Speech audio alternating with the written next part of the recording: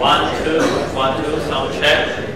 Let's just start quicker. We're already behind schedule on the coffee break. Wow, this room certainly looks much bigger when standing here. So, performance. What comes to your mind when we say performance in the context of web development? Probably metrics. Look at all of those metrics. First, meaningful pain, time to interact. It makes me feel smarter just by saying it out loud. And we as developers, we just love metrics. We love opening Google Lighthouse and seeing these magic numbers. And so we minify, gzip, cache, preload, prefetch. We do everything possible to reduce the bundle size and optimize initial load times. And don't get me wrong, it's great, but let's not forget that this is only one part of user experience, and sometimes not even the most important one. Who has ever used Google Docs? Show me some hands. Okay, some of you. And who of you thought it was slow? Okay, 5, 7 people. Well, here is Lighthouse audit of Google Docs. Not very impressive, right? 9 seconds time to interactive on a modern laptop using great internet connection. But while Google Docs takes relatively long time to load, it feels pretty snappy once you're in. It's a great app in my opinion. I've been a happy user of Google Docs myself for several years. I think Ken Wheeler summed it up pretty nicely in this tweet. What I'm trying to say is, sometimes we put so much emphasis on these initial couple of seconds, but for single-page applications, there are other important characteristics to consider, like responsiveness. Are you finished with photos? And by responsiveness, I don't mean responsive user, like responsive design. I mean responsiveness of user interface. UI doesn't lag or freeze. Everything is smooth and pleasant. And these types of performance issues are often neglected. Most of the time, we build some feature and do the so-called performance test, which usually involves MacBook Pro, 6 cores, Chrome, perfect network conditions, and dummy data, which is like 0.1% of expected data set. And we mark the feature as complete, close our laptop, and just like that, the issues slowly build up, and then one day we realize that the application became really slow and janky, but it's hard to pinpoint the exact location of the problem, because there is no exact location. It's more like a death by 1,000 cuts. But we're better than this, right? We care about performance. So how do we approach this? Well, many years ago, at my first real job as a self-taught web developer, I really struggled to get to the root cause of multiple bugs, and my boss showed me the universal debugging technique. You just gradually disable small portions of code to see if the problem persists or disappears. And the same technique can be used to identify performance bottlenecks. We just comment out another line of code, hit reload, and sort of kind of feel the app became faster. We programmers using feelings, by itself already an outrageous thought. There is a great quote by Peter Drucker, or Drucker. If you can't measure it, you can't prove it. Human perception is one of the most unreliable things in this world. Our brains are too easily fooled and manipulated. We need a better tool for performance profiling, and also we need a different approach to debugging these problems. Today we are going to profile the performance of an actual application, or in other words, we are going to use different tools which will watch our code as it executes and provide us some data about it, for example, how fast or slow it was. We are going to analyze that data to discover performance bottlenecks, and we are going to learn and read how to interpret that data. We'll also explore different approaches to fixing these problems. The app we are going to profile is called the pirates list. It's an actual list of pirates with search and country selection, and the chart underneath which shows the most active years of pirating. I built this app specifically for this talk, and it's super slow and janky. It wasn't an easy thing to accomplish, by the way, because this React is pretty good at performance out of the box. And I had to make some pretty dumb design decisions and write questionable code to accomplish this. For example, this app has a frequently changing global state and doesn't rely on any proven state management libraries, which could potentially do some performance optimizations under the hood. Some of you have probably noticed that while I was typing, the video should start now. Does it start? Yeah, it starts now. Some of you have probably noticed that while I was typing into the search field, the app basically froze and nothing happened for a while.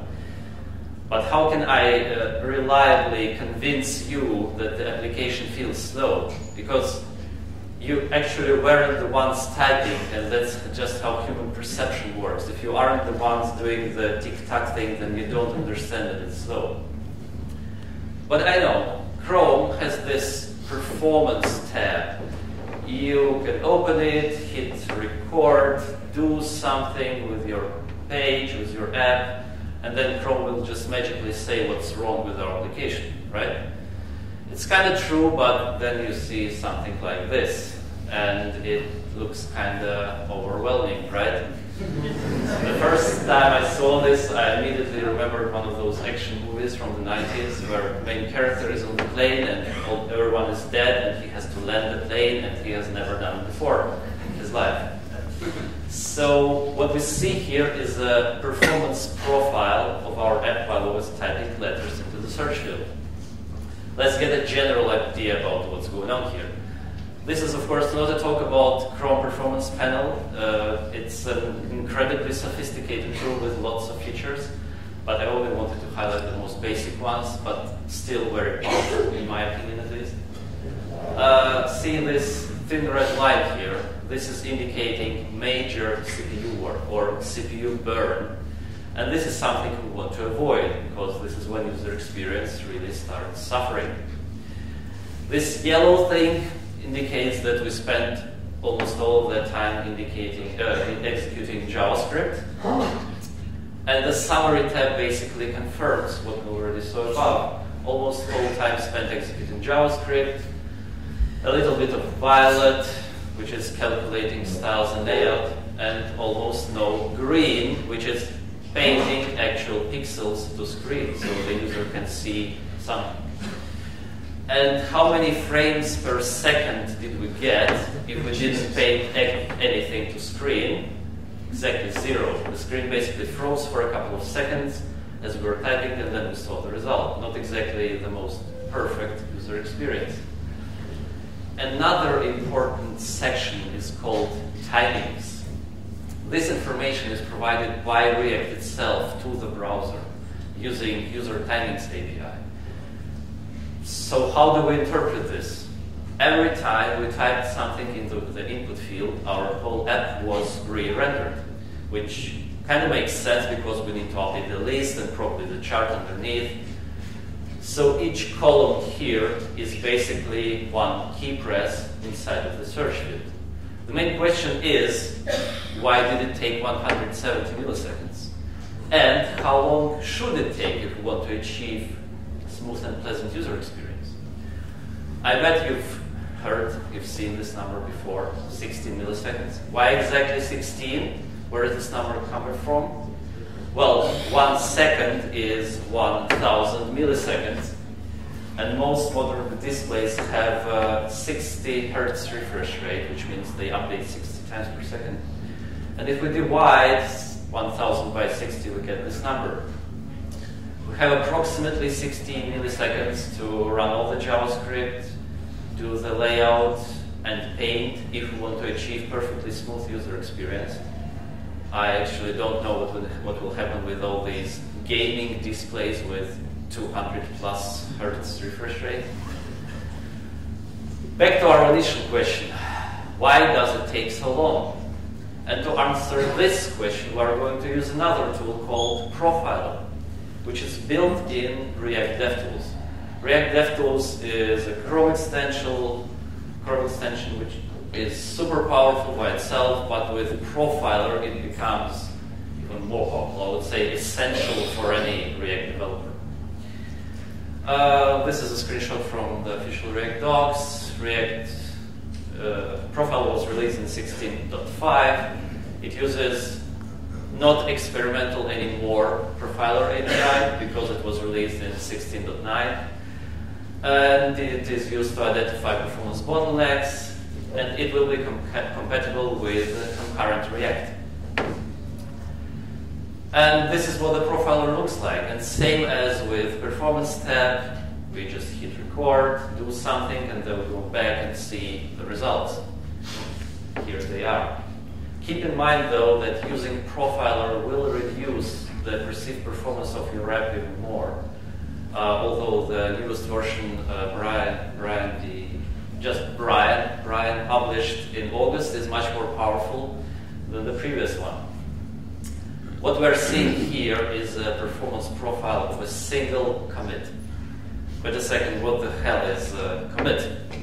Let's just quickly remember how this whole React thing works. State update happens, React reconciler determines which DOM manipulations need to be made, and then all of these DOM manipulations are committed in one single step, which is called commit. And we're seeing only one commit here because all we did was click on one pirate in the list. Had we opened multiple detail pages or typed several letters into the search field, we would see multiple commits here. And we could choose one of them. I'll show you how it looks later. And here is our flame graph. As we've already determined before, our click resulted in a state update which caused re-render of the app component and all of its children. We go from top to bottom. In this view, child components are always located below parent components. So we have app which has several children, and out of a total of 170 milliseconds for the whole render, it took about 1/3 of that time to render the children. React also tries to color different components according to the relative costs of their render. So orange is costly and dark green is cheap, but like Brian loves to say, you have to decide with your human brain, because in our case, pirate list takes 50 seconds to render, which by no means is cheap, but compared to the app itself, it kind of is, so this is why it's green. But in the end, Profiler is only giving us hints about performance. We have to decide ourselves if it's really slow or not. Let's solve one problem at a time. Why did list took 50 seconds to re-render? If we click on the list, we can go deeper into that tree. See a bunch of small green lines below the list? Those are our list items, all 500 of them. And we already determined our first problem. Click on the single list item on a single pirate resulted in a re-render of every child component of the list. Here is a super simplified version of our app for this particular example. Our application is built using hooks because we don't need classes anymore, right? The app component holds the state, and all of its children are getting pre-rendered. Most of the time, pre-rendering is not some kind of performance bottleneck in React because it's super cheap. The problems arise when there are some heavy computations happening inside of render method, or there are simply lots of elements, like in our case. How do we solve such problems when using class components, for example? usually with some kind of memoization technique like pure component or custom should component update method. The alternative for function components is React Memo. Like pure component, React Memo compares the props, and if they stay the same, then React will just skip rendering altogether. Sounds like exactly what we need, right? But everything stayed the same. All the list items are still getting re-rendered. Using one of the newest features of Profiler, we can tell exactly why by clicking on one of the list items and looking at the right column. So why did this render? Well, some of the props has changed. In particular, I'm interested in this handle click function definition here. Let's imagine for a moment that we're using classes instead of function components. Quick show of hands, who is still mostly writing classes at work? Okay, not bad. So yeah, this is a super contrived version of a previous example, this time written using classes. Each time render method gets called, new function called handle click is created. Performance-wise, this is not a problem, despite what some people in Stack Overflow might tell you. But creating new function messes up our memo comparison. Because, same as objects, two identical looking functions in JavaScript are actually not the same functions. And this will break our comparison. So how did we solve this problem in class components? We just move function definition out of the render method. This way, function identity would stay the same across multiple renders. Now let's go back to our functions and hooks. The first thing we're going to notice is that there is no special render method anymore. The whole function body is essentially a render method. So we can't really move something out of it if the function relies on state or props, like in our case. But we can use useCallback hook. useCallback creates a memoized version of the function, which will only change when one of the dependencies is changed. In our case, there are no dependencies because we don't want this to ever change, so we just provide an empty array. By the way, there is a more elegant solution to this problem even without using useCallback, but it's out of the scope of this talk. Voila! See what changed. See how list item is not, our list items are now gray in the after profile. Gray means component wasn't re-rendered. And as a consequence, our list now needs 2 milliseconds to render instead of 50. Great. Let's step back. We managed to save 50 milliseconds, but we have still a long way to go till desired 16. Do we need to re-render the chart when we click on pirate details? No, we only update the chart when the country changes. So let's memorize it too. Our chart component is a simple wrapper around Victory Charts library and receives data array as props. Once again, we use React Memo, and yes, you guessed correctly, it won't work once again. If we click on the chart and look at the right column, we will see why. Previously, our function was predefined. Now, it's our data array. Here is the super simplified version of our app for this example. And this is the line that's giving us trouble. Previously, we were creating a function on every render. Now we're creating a new array on every render. And as arrays are objects, two identical looking arrays in JavaScript are also not the same. And this will also break our comparison. We only want to recalculate our chart data when the pirates list or the selected country changes, not on every click and key press. How do we accomplish this? Once again, by using memoization. useMemo helps us to avoid doing expensive calculations on every render. useMemo will recompute the memoized value when one of the dependencies has changed. So let's not forget to add them. Otherwise, we will be creating what's called a stale closure, and this value will always stay the same, no matter which country we select, for example. I highly recommend you to use ESClean plugin React Exhaustive Depths to avoid running into problems like these. It can become infuriating sometimes. I think it's already built into Create React app. Chart is gray, 30 milliseconds total. Pretty good. Now let's try something else. Let's type something into our search field.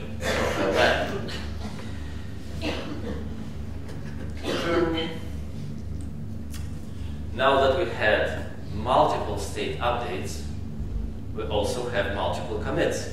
We typed 3 letters into the search field, and then we deleted these 3 letters. So in total we have 6 commits. Makes total sense. And the underlined one, the third out of 6, is the one I have currently selected. And this is the flame graph for that particular commit. I'm still not satisfied with it though. This profile basically tells us that our app, including all of its children, took around 23 milliseconds to update. But of those 23 seconds, only 3 were spent on actual re-rendering of children. And the remaining 20, this white space below app, where do they come from? Do they just magically vanish in the air? They come not from the children, but from somewhere inside of our function body. But which line exactly is the culprit here? We can find out by using good old Performance Now, which is used to measure how long it took to execute specific parts of code. Or we can use console.time and time end, which is not as precise, I think, but it's just simpler to use because we can actually name things. So, is our custom hooks though? Or maybe, just maybe, recreating multiple use state hook is slow? Oh, someone called the memo. Or useMemo. Let's just profile everything. And this get countries function too. Now let's check the console. False alarm, people, put your phones down, no need to call the memo. As you see, multiple hooks inside the function body have absolutely 0 impact on performance. Not on initial, not on subsequent renders. 0.02, that's like nothing. Generating chart data is slow the first time. Afterwards, the normalization kicks in, and we don't have to worry about that anymore. But look at that list of countries.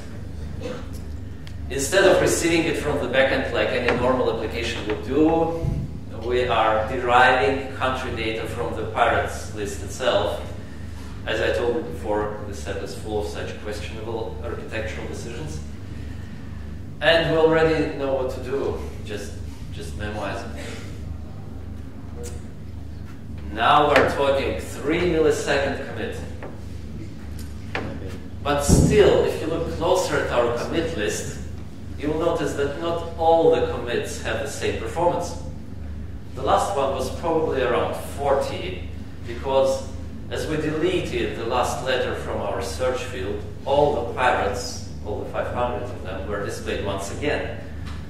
And this has probably less to do with React or JavaScript frameworks in general. It's just that appending 500 elements to the DOM is not blazingly fast. Imagine what would happen with 5,000 or more. How can we work around this? Well, let's virtualize our list. Instead of rendering the whole list, let's only visible what's currently visible to the user, only the current visible viewport. And as the user scrolls, we will prepend and append elements to the list on the fly. For example, the new Twitter web app is built using this technique. There are a couple of virtualization libraries available. We are going to use React Window. Here we are specifying the total height of our container, the height of a single item, the amount of items, and our data array. After all the optimizations, our app feels really snappy, really great. And we can easily confirm this by going back to Chrome Performance panel and comparing our initial profile with the latest one. Notice how they look totally different. We are spending much less time executing JavaScript. The main thread is not logged anymore. So the browser can finally start painting something to screen. We almost don't see the red line, which was indicating major CPU usage. Let's look at each part of our interactions with the app in detail. This is the part when we were scrolling up and down inside of our virtualized list. The green bar indicates how many frames per second we're getting. Looks pretty good. We're constantly hitting 50, 60 FPS here. Typing into the search field was also very performant. And the only time we got some minor lag is when we changed the country and the heavy chart was re-rendered. I'd say from user perspective it's fine. Can't do really anything here unless, except for like writing our own custom charting library. Good luck with that. This is enough to not have an average user experience any lag. I mean, if our average user is using a MacBook Pro like me. What about other devices? Chrome Performance Panel allows us to simulate slower network conditions and weaker devices by enabling throttling. With 4 times CPU throttling enabled, FPS dropped a bit and it took slightly longer to render the chart, but it's still within limits. You can also try 6 times throttling if you like hurting yourself, or you can always test an Internet Explorer 11, which is one of the best ways to simulate rapid performance. So, performance-wise, virtualization turned out to be quite an improvement over regular lists. But I'm pretty sure some of you are still not convinced. Like, something's bugging you. Appending, prepending, deleting large amounts of DOM nodes on the fly while scrolling. That just doesn't sound good. That can't be performance. Something's fishy. Well, I think someone's got a case of armchair performance. We as a community somehow are paranoid about performance, but often it's the wrong kind of performance we are worried about. And we also love to ignore the facts like an actual profile and instead rely on some anecdotal knowledge, like a friend of mine told virtualization is bad and he's a good programmer, so I trust him. At some point of our career, all of us have heard that inline functions or closures are bad for performance. There are so many blog posts, tutorials, videos out there which repeat the same thing, and at this point it's almost like some kind of wisdom of our ancestors which people are happily passing around. And now that hooks came out, people are suddenly losing their minds because everything is now a render method. And so where should we move our inline functions now? Should we wrap everything with useCallback? Man, who's some bullshit. React team even had to add this paragraph to the official React docs. I'll read it out loud. In modern browsers, the raw performance of closures compared to classes doesn't differ significantly except in extreme scenarios. Yeah, but my app is an extreme scenario. As we've discovered while profiling, probably the only moment we have to worry about recreating functions is when we are passing these functions to components which rely on memoization. Another popular thing people love to do is counting re-renders. Oh, my component was re-rendered 3 times. Yeah, newsflash, that's like this whole React thing, how it works. How long did it take in total is the right question here. 3 milliseconds, problem solved. 3 milliseconds don't matter in grand scheme of things. Did it take long? Then the first thing you have to do is to understand why a single render was slow.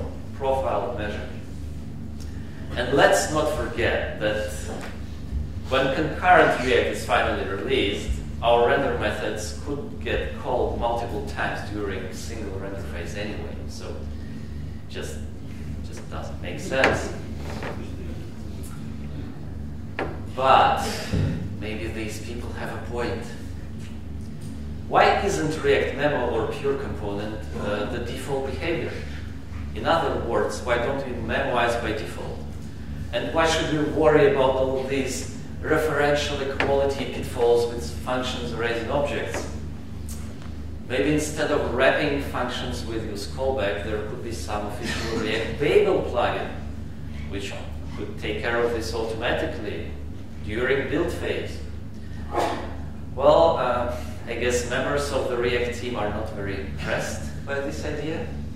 Dan Abramov mentioned that unnecessary memoization will introduce additional complexity and eventually some performance overhead, because we will be comparing things unnecessarily all the time.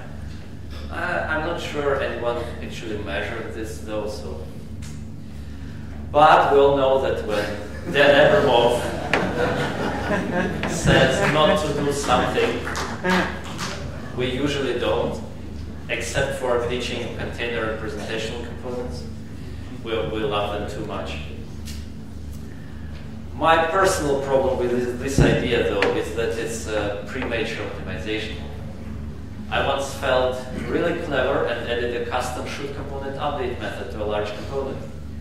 And 1 week later, I spent 3 hours debugging, trying to understand why some parts of my app weren't re-rendering anymore. And in the end, it was my coworker who suggested checking for some memoization, and I was like, and 3 months later, I completely forgot about this, of course, and spent another several hours debugging. So yeah, since then, I mostly use such techniques only in case of real performance issues and only after profiling. But who knows, maybe in the future, React team will invest some time into an official React Babel plugin. Right now, though, they are fully focused on Concurrent Mode, which will hopefully be released later this year or start of next year. Speaking of Concurrent Mode, who actually knows what Concurrent Mode is? Okay, a couple of hands. I won't explain it because I don't know myself. So Concurrent Mode is this set of APIs like suspense and how was it called? I forgot. Time slicing. Yeah, time slicing and suspense, which will make everything fast and great. Let's do an experiment. Let's revert all the optimizations we made and go back to the slow and janky application we had at the start. Then let's just switch to Concurrent Mode and see if it makes any difference.